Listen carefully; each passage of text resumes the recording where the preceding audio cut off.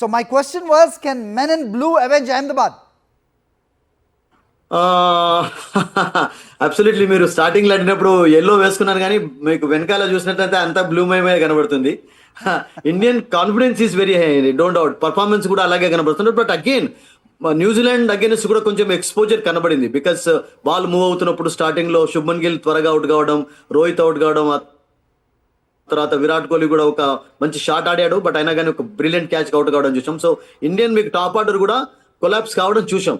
So anything can happen. ఎందుకంటే ఆస్ట్రేలియాకు మనం ఇంతకుముందు చెప్పినట్టుగా హరి గారు, వాళ్ళకు మీడియం పేస్ డిపార్ట్మెంట్ లో కొంచెం బలం ఎక్కువగా ఉంది. And two left arm face men, ముఖ్యంగా స్పెన్సర్ జాన్సన్, ఈ can create problems for the Indian batters on top order. ఎందుకంటే లెఫ్ట్ ఆర్మ్ పేస్ మెన్ ఆడడంలో కొంచెం తడబడుతూ ఉంటారు ఇండియన్ బ్యాటర్స్. ఆ వీక్నెస్ మీకు విరాట్ కోహ్లీకి ఉంది. రోహిత్ శర్మ కూడా ఈ మధ్యలో ఎక్కువగా left arm face men start out కావడం చూసాం. సో ఒకవేళ ఫర్ ఎగ్జాంపుల్ ఏదైనా అటువంటి సిచ్యువేషన్ అరైజ్ అయినట్లయితే you cannot always trust middle order. Middle order కూడా ఒక్కొక్కసారి మీకు కొలాప్స్ అయ్యే ఛాన్స్ ఉంటుంది. అఫ్ కోర్స్ డీప్ గా బ్యాటింగ్ లైన్ ఉండడంతో ఇండియా కనీసం అగైన్స్ న్యూజిలాండ్ అంత మంచి బౌలింగ్ వాళ్ళు చేసినప్పటికీ 240 చేయగలిగారు.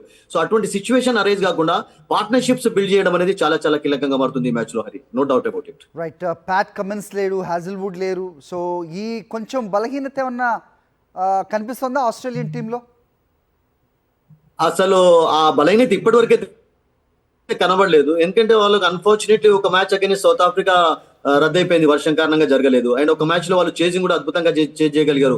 అంటే బంగ్లాదేశ్ తోటి 109 for 1 ఆ మ్యాచ్ లో ఈజీగా గెలిచే వాళ్ళు కూడా వర్షం పడకపోయినట్లయితే. అండ్ అగైన్స్ ఇంగ్లాండ్ మనం చూసాం హరీజీ, దే చేజ్డ్ 350+.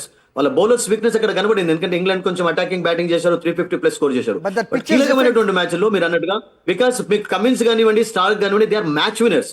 సో అటువంటి మ్యాచ్ విన్నర్స్ ఎవరు లేరు ఇప్పుడు. మీకు Ellis is bowler, Spencer Johnson ఇప్పుడిప్పుడే ఆడుతున్నాడు. అండ్ డ్వారిచ్ కూడా అతను ఎక్కువ వన్ డే క్రికెట్ ఆడలేదు. సో మీరు అన్నట్టుగా Cummins and match Starc and Hazlewood రూపంలో ఒక మ్యాచ్ విన్నర్ అయితే వాళ్ళు కోల్పోయినారు ఈ టోర్నమెంట్ లో. ఈ పర్టికులర్ మ్యాచ్ లో ఆ యొక్క ప్రభావం మీరు అన్నట్టుగా ఇంపాక్ట్ కనబడవచ్చు.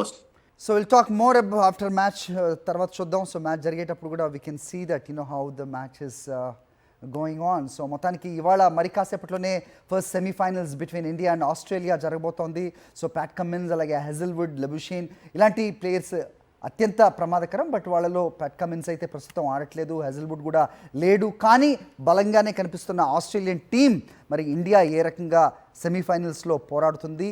మొత్తం 3 మ్యాచెస్లో మంచి 6 వికెట్స్ అలాగే 44 రన్స్ తేడాతో గెలుపొందిన ఇండియా సెమీఫైనల్స్లో ఏ రకంగా పెర్ఫామ్ చేస్తుంది అనేది మొత్తం క్రికెట్ లవర్స్లో కూడా ఆసక్తిగా నెలకొన్న పరిస్థితి అయితే మనం చూస్తున్నాం. మరి కాసేపట్లోనే స్టార్ట్ కాబోతోంది semifinals. Let's hope our India will win and get the champions trophy in finals as well.